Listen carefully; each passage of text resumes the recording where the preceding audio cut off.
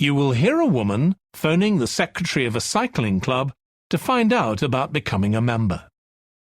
First, you have some time to look at questions 1 to 6.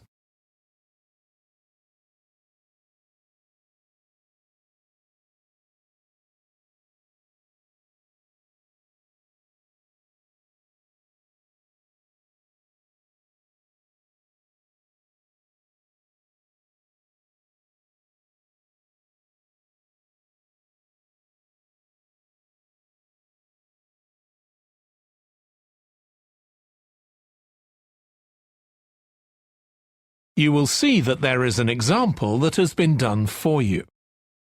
On this occasion only, the conversation relating to this will be played first. Hello, South City Cycling Club. Oh, hi. I want to find out about joining the club. Right, I can help you there. I'm the club secretary and my name's Jim Hunter. Oh, hi, Jim. The club secretary's name is Jim Hunter, so Hunter has been written in the space. Now we shall begin. You should answer the questions as you listen, because you will not hear the recording a second time. Listen carefully and answer questions 1 to 6. Hello, South City Cycling Club. Oh, hi. I want to find out about joining the club. Right, I can help you there. I'm the club secretary and my name's Jim Hunter. Oh, hi, Jim. So, are you interested in membership for yourself? That's right. Okay, well, there are basically 2 types of adult membership. If you're pretty serious about cycling, there's the full membership. That costs $260, and that covers you not just for ordinary cycling, but also for races both here in the city and also in other parts of Australia. Right. Well, I'm not really up to that standard. I was more interested in just joining a group to do some cycling in my free time. Sure, that's why most people join. So in that case, you'd be better with the recreational membership. That's $108 if you're over 19 and $95 if you're under. I'm 25. Okay, it's paid quarterly and you can upgrade it later to the full membership if you want to, of course. Now, both types of membership include the club fee of $20. They also provide insurance in case you have an accident, though we hope you won't need that, of course. No. Okay. Well, I'll go with the recreational membership, I think. And that allows me to join in the club activities and so on? That's right. And once you're a member of the club, you're also permitted to wear our kit when you're out cycling. It's green and white. Yes, I've seen cyclists wearing it. So can I buy that at the club? No, it's made to order by a company in Brisbane. You can find them online. They're called Jerry's. That's Jerriz. You can use your membership number to put in an order on their website. Okay. Now, can you tell me a bit about the rides I can do? Sure. So we have training rides pretty well every morning, and they're a really good way of improving your cycling skills as well as your general level of fitness. But they're different levels. Level A is pretty fast. You're looking at about 30 or 35 kilometres an hour. If you can do about 25 kilometres an hour, you'd probably be level B. And then level C are the novices who stay at about 15 kilometres per hour. Right. Well, I reckon I'd be level B. So when are the sessions for that level? There are a couple each week. They're both early morning sessions. There's one on Tuesdays, and for that one you meet at 5:30 a.m, and the meeting point's the stadium. Do you know where that is? Yes, it's quite near my home, in fact. Okay, and how about the other one? That's on Thursdays. It starts at the same time, but they meet at the main gate to the park. Is that the one just past the shopping mall? That's it. Before you hear the rest of the conversation, you have some time to look at questions 7 to 10.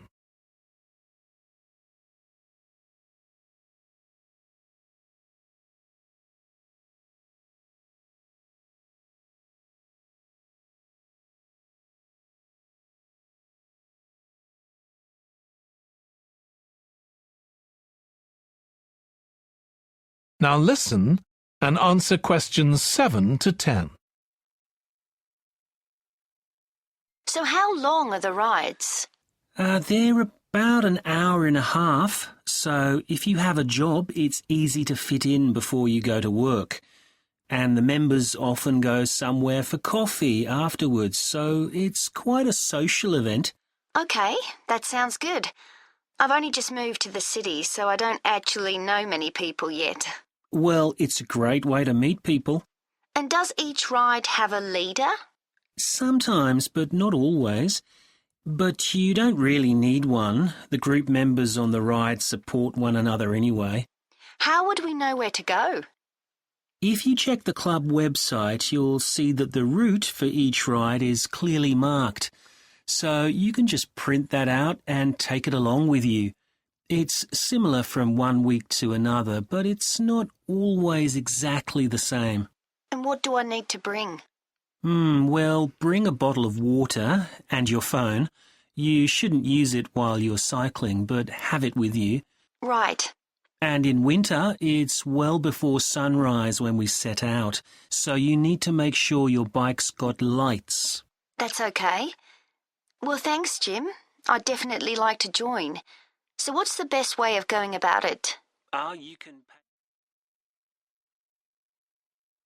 That is the end of section 1.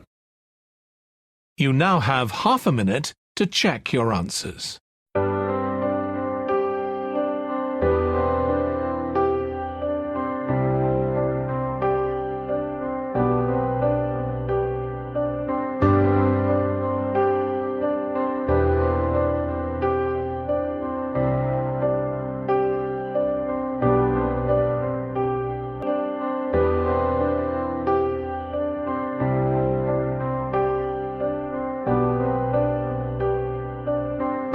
Now turn to Section 2.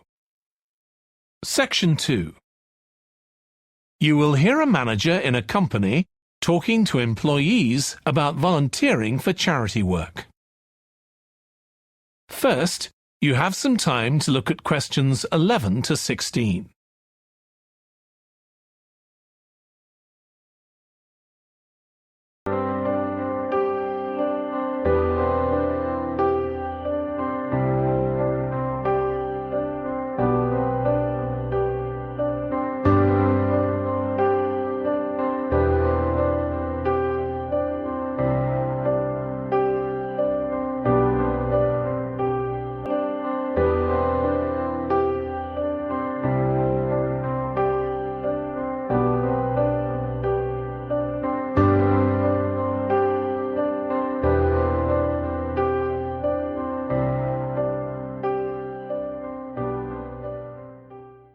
Now listen carefully and answer questions 11 to 16. Thanks for coming, everyone. Okay, so this meeting is for new staff and staff who haven't been involved with our volunteering projects yet. So, basically, the idea is that we allow staff to give up some of their work time to help on various charity projects to benefit the local community.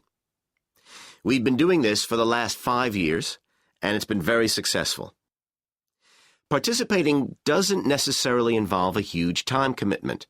The company will pay for 8 hours of your time. That can be used over 1 or 2 days all at once, or spread over several months throughout the year. There are some staff who enjoy volunteering so much, they also give up their own free time for a couple of hours every week. It's completely up to you. Obviously, Many people will have family commitments and aren't as available as other members of staff. Feedback from staff has been overwhelmingly positive. Because they felt they were doing something really useful, nearly everyone agreed that volunteering made them feel more motivated at work. They also liked building relationships with the people in the local community and felt valued by them. One or two people also said it was a good thing to have on their CVs. One particularly successful project last year was the Get Working project. This was aimed at helping unemployed people in the area get back to work. Our staff were able to help them improve their telephone skills, such as writing down messages and speaking with confidence to potential customers, which they had found quite difficult. This is something many employers look for in job applicants, and something we all do without even thinking about every day at work. We've got an exciting new project starting this year. Up until now, we've mainly focused on projects to do with education and training, and we'll continue with our reading project in schools and our work with local charities. But we've also agreed to help out on a conservation project in Redfern Park. So if any of you fancy being outside and getting your hands dirty, this is the project for you. I also wanted to mention the annual Digital Inclusion Day, which is coming up next month. The aim of this is to help older people keep up with technology. And this year, instead of hosting the event in our own training facility, we're using the ICT suite at Hill College, as it can hold far more people. We've invited over 60 people from the Silver Age Community Center to take part, so we'll need a lot of volunteers to help with this event. If you're interested in taking part, please go to the volunteering section of our website and complete the relevant form. We won't be providing any training for this, but you'll be paired with an experienced volunteer if you've never done it before. By the way, don't forget to tell your manager about any volunteering activities you decide to do. Before you hear the rest of the talk, you have some time to look at questions 17 to 20.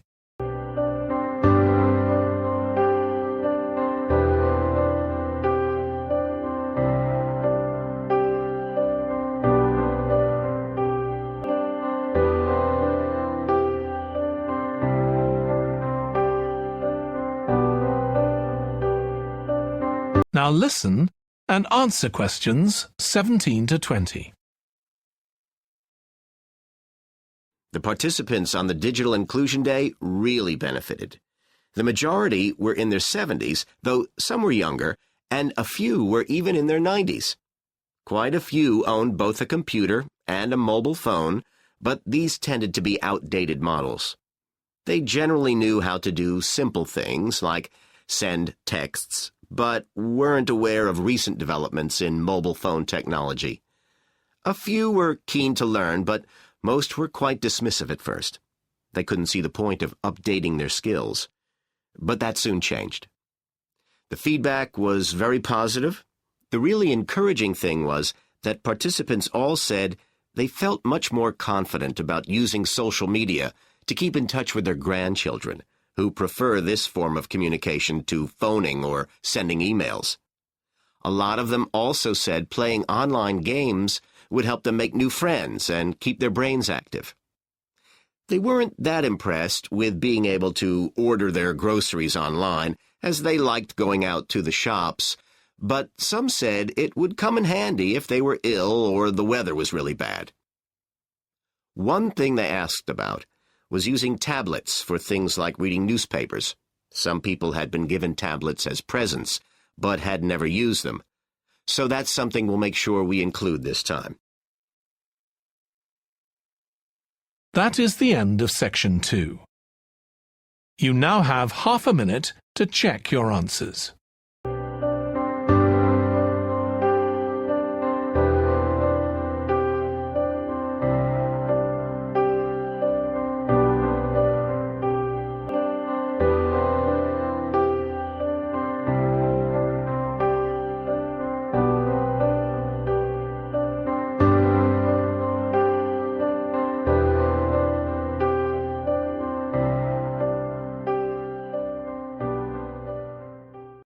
now turn to Section 3. Section 3. You will hear a student called Russ consulting his tutor about a presentation he is preparing on nanotechnology, the study of materials on an extremely small scale. First, you have some time to look at questions 21 to 25.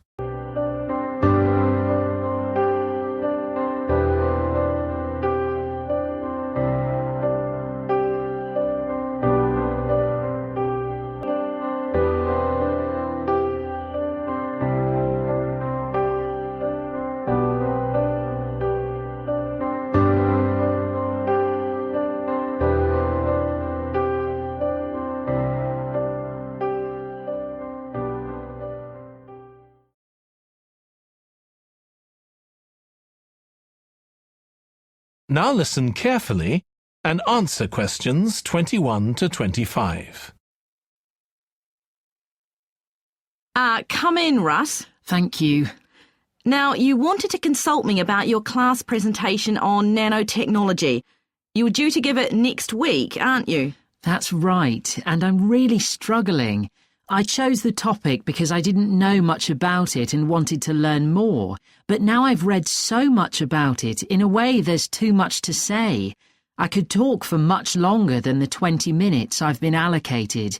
Should I assume the other students don't know much and give them a kind of general introduction, or should I try and make them share my fascination with a particular aspect? You could do either, but you'll need to have it clear in your own mind. Then I think I'll give an overview. OK. Now, one way of approaching this is to work through developments in chronological order. Uh-huh. On the other hand, you could talk about the numerous ways that nanotechnology is being applied. You mean things like thin films on camera displays to make them water repellent and additives to make motorcycle helmets stronger and lighter? Exactly. Or another way would be to focus on its impact in one particular area, say medicine or space exploration. That would make it easier to focus. Perhaps I should do that. I think that would be a good idea. Right. How important is it to include slides in the presentation? They aren't essential by any means, and there's a danger of tailoring what you say to fit whatever slides you can find.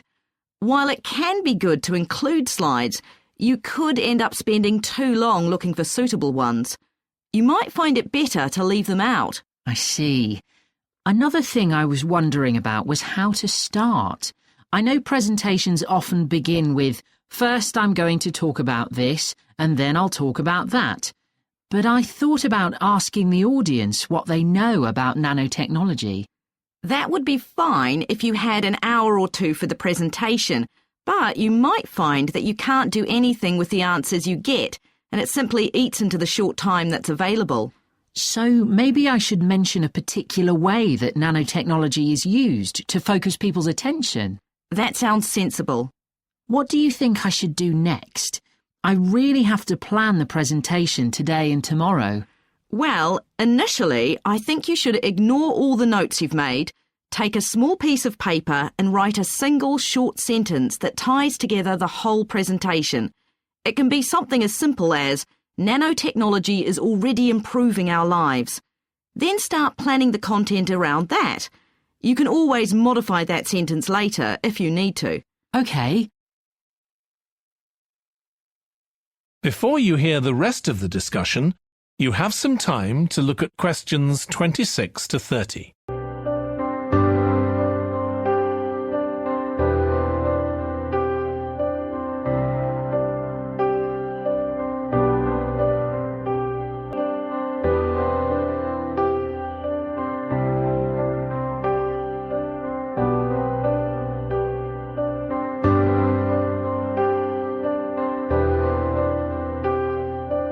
Now listen and answer questions 26 to 30.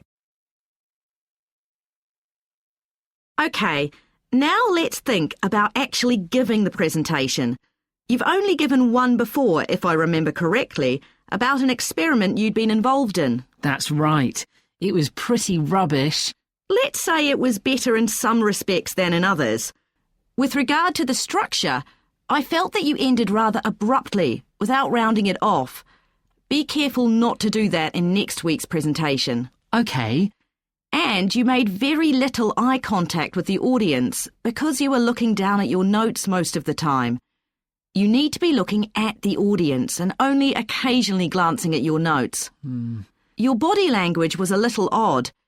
Every time you showed a slide, you turned your back on the audience so you could look at it. You should have been looking at your laptop. And you kept scratching your head, so I found myself wondering when you were next going to do that, instead of listening to what you were saying. Oh dear. What did you think of the language? I knew that not everyone was familiar with the subject, so I tried to make it as simple as I could. Yes, that came across. You used a few words that are specific to the field, but you always explained what they meant, so the audience wouldn't have had any difficulty understanding. I must say, the handouts you prepared were well thought out. They were a good summary of your presentation, which people would have been able to refer to later on, so well done on that. Thank you. Well, I hope that helps you with next week's presentation. Yes, it will. Thanks a lot. I'll look forward to seeing a big improvement then. That is the end of section 3. You now have half a minute to check your answers.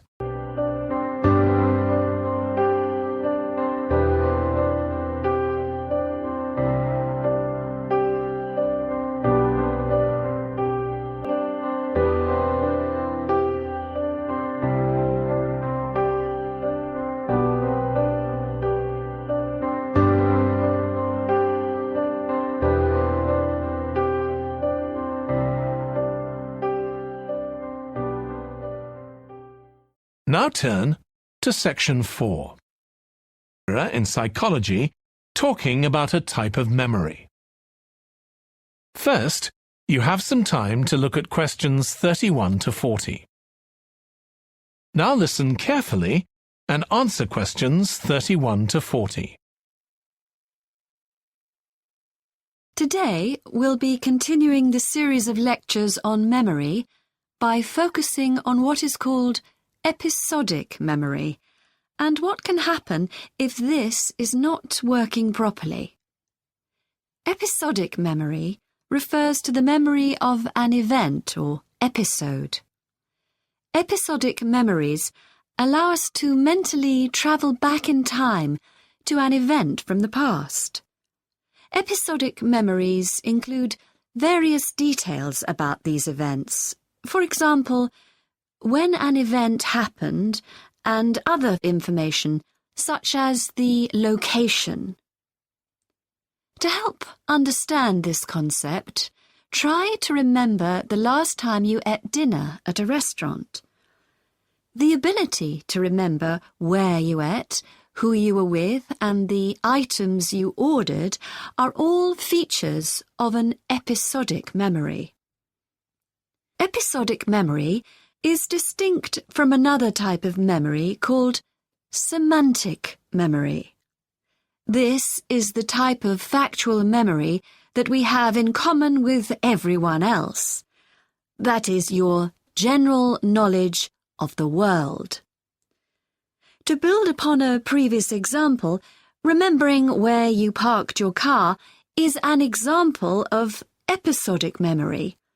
But your understanding of what a car is and how an engine works are examples of semantic memory. Unlike episodic memory, semantic memory isn't dependent on recalling personal experiences. Episodic memory can be thought of as a process with several different steps of memory processing, encoding, consolidation, and retrieval. The initial step is called encoding. This involves the process of receiving and registering information which is necessary for creating memories of information or events that you experience. The degree to which you can successfully encode information depends on the level of attention you give to an event while it's actually happening. Being distracted can make effective encoding very difficult. Encoding of episodic memories is also influenced by how you process the event. For example, if you were introduced to someone called Charlie, you might make the connection that your uncle has the same name. Future recollection of Charlie's name is much easier if you have a strategy to help you encode it. Memory consolidation, the next step in forming an episodic memory, is the process by which memories of encoded information are strengthened, stabilized, and stored to facilitate later retrieval. Consolidation is most effective when the information being stored can be linked to an existing network of information. Consolidation makes it possible for you to store memories for later retrieval indefinitely. Forming strong memories depends on the frequency with which you try to retrieve them. Memories can fade or become harder to retrieve if they aren't used very often. The last step in forming episodic memories is called retrieval, which is the conscious recollection of encoded information. Retrieving information from episodic memory depends upon semantic, olfactory, auditory, and visual factors. These help episodic memory retrieval by acting as a prompt. For example, when recalling where you parked your car, you may use the colour of a sign close to where you parked. You actually have to mentally travel back to the moment you parked.